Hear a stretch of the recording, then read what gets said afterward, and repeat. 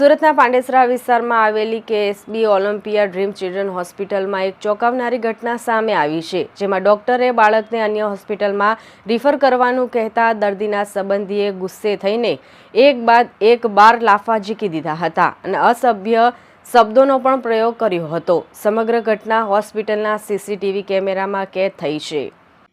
પ્રાપ્ત માહિતી મુજબ એક યુવાન તેના નાના બાળકને લઈને હોસ્પિટલમાં આવ્યો હતો। બાળકની સ્થિતિ ખૂબ જ ગંભીર હતી। ડોક્ટરે બાળકની તપાસ કરી અને પરિવારને જાણ કરી કે બાળકની સારવાર માટે તેને દાખલ કરવું પડશે, પરંતુ તેમની હોસ્પિટલમાં ICUની સુવિધા ઉપલબ્ધ નથી, તેથી બાળકને ICUની સુવિધા ધરાવતી અન્ય હોસ્પિટલમાં રિફર કરવા જણાવ્યું। ડોક્ટરની વાત સાંભળીને પરિવાર ગુસ્સે ભરાયો હતો। નશામાં ધૂત એક વ્યક્તિ અચાનક હિંસક બની અને હોસ્પિટલના પ્રશાસન દ્વારા જણાવ્યા મુજબ બાળક સાથે આવેલા 4 પુખ્ત લોકોમાંથી એક વ્યક્તિ નશામાં ધૂત હતી। શરૂઆતમાં પરિવારે ડોક્ટરની વાત સ્વીકારી અને થોડીવાર પછી પાછા આવવાની વાત કહી, પરંતુ લગભગ 20 મિનિટ પછી નશામાં ધૂત એક વ્યક્તિ અચાનક હિંસક બની અને સીધો ડોક્ટરની ચેમ્બરમાં ઘૂસી ગઈ હતી। ડોક્ટર કંઈક સમજે પહેલા જ યુવકે ટાણાગાળી કરી હતી અને લાફાવાળી શરૂ કરી દીધી હતી।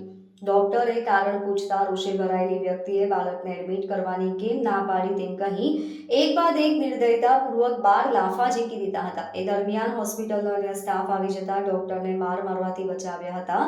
સાથે ઉગ્ર બનેલી વ્યક્તિએ સ્ટાફ સાથે પણ ગાળાગાળી શરૂ કરી હતી, જે સમગ્ર ઘટના CCTVમાં કેદ થઈ હતી।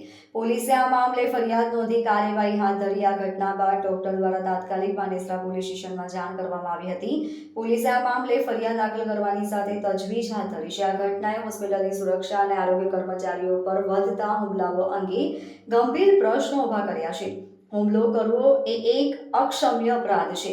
આ મામલે પોલીસની કડક કાર્યવાહીની માંગણી કરવામાં આવી છે। મારા આસિસ્ટન્ટ ડૉક્ટર નામ ડૉક્ટર મનોજ પ્રજાપતિ। ગઈકાલે સાંજે એક પેશન્ટ આવ્યું હતું, જેણે ઘરે ઉંદર મારવાની દવા લીધી હતી અને અમે પ્રાઇવેટના પ્રોટોકોલ પ્રમાણે રિલેટિવને એણે શાંતિથી સમજાવ્યું કે ભાઈ તમારે 24 થી 48 કલાક ઓબ્ઝર્વેશનમાં એડમિટ થવું પડે। કંઈ પણ કોમ્પ્લિકેશન હોય તો હોસ્પિટલમાં આપણને ખ્યાલ આવે।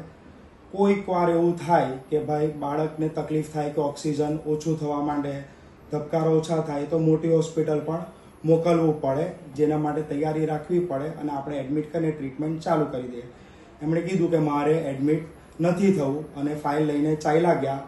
પછી એ રિલેટિવ પાછા આવ્યા, મારા આસિસ્ટન્ટ ડૉક્ટરને 10 થી 12 વાર તમાચા માર્યા, અહીંયા સ્ટાફ સાથે મગજમારી કરી, ગાળાગાળી કરી અને જોરથી માર્યા, જે વસ્તુ ખોટી છે। કે અમે પેશન્ટને શાંતિથી સમજાવ્યું કે ભાઈ તમારે એડમિટ થવાની જરૂર છે। એ જ પેશન્ટ સાચી ચિલ્ડ્રન હોસ્પિટલ પણ ગયું, ત્યાં પણ એને ઇન્ડોર માટે સમજાવવામાં આવ્યું, પણ એ પેશન્ટ ત્યાં પણ એને મગજમારી કરી અને નહીં ઇન્ડોર થયું। અને અમે ચાહીએ છીએ કે એ પેશન્ટ વિરુદ્ધ પોલીસ FIR લે અને આગળની જે પણ હોય તે કાર્યવાહી આગળ કરે। તમે ગયા હતા પોલીસ સ્ટેશન? હા, ગયેલા હતા। શું કહ્યું? એમણે અત્યારે તો લિખિતમાં અરજી કાલે લીધેલી હતી। હવે આજે અમે પાછો એકવાર અપડેટ મેળવીએ અને અમને ખ્યાલ આવે કે શું કર્યું છે, કે અમને એના વિરુદ્ધ FIR જોઈએ છે। કોણ છે એ લોકો જે મારવા વાળા હતા? ઓળખો છો? મેં નથી ઓળખતો, પણ જે મારા આસિસ્ટન્ટ ડૉક્ટર છે એ એમની સોસાયટીમાં પાછળ રહે છે। તમે કંઈ પણ હોય પણ હુમલો નહીં કરી શકો, કોઈને પણ મારી નહીં શકો। તમારે નહીં ઇન્ડોર થવું, નહીં દાખલ થવું, અમે કોઈને ફોર્સ નથી કરતા કે તમે દાખલ થાઓ। તમારે નહીં દાખલ થવું તો નહીં દાખલ થાઓ, પણ કોઈના પર હાથ ઉઠાવવો અને ગાળાગાળી કરવી એ વસ્તુ ખોટી છે, એ ચલાવી લેવામાં આવશે નહીં। આજે આ ડૉક્ટર ઉપર હુમલો થયો છે, કાલે બીજા પર હુમલો થાય તો એ વસ્તુ પોસિબલ નથી। પછી અમે ક્યારે ભયના હેતે કામ કર્યા કરે? અમે શાંતિથી સમજાવ્યું છે, એવું પણ નહીં કે કંઈ બળજબરીથી સમજાવ્યું હોય। શાંતિથી સમજાવ્યું છે કે ભાઈ તમારે એડમિટ થવાની જરૂર છે, તમે થાવ તો ઠીક, નહીં થાવ તો તમે ચાલ્યા ગયો, તમે કંઈ તમને કંઈ ફોર્સ નથી કર્યો। Bureau report LK Star news, Surat.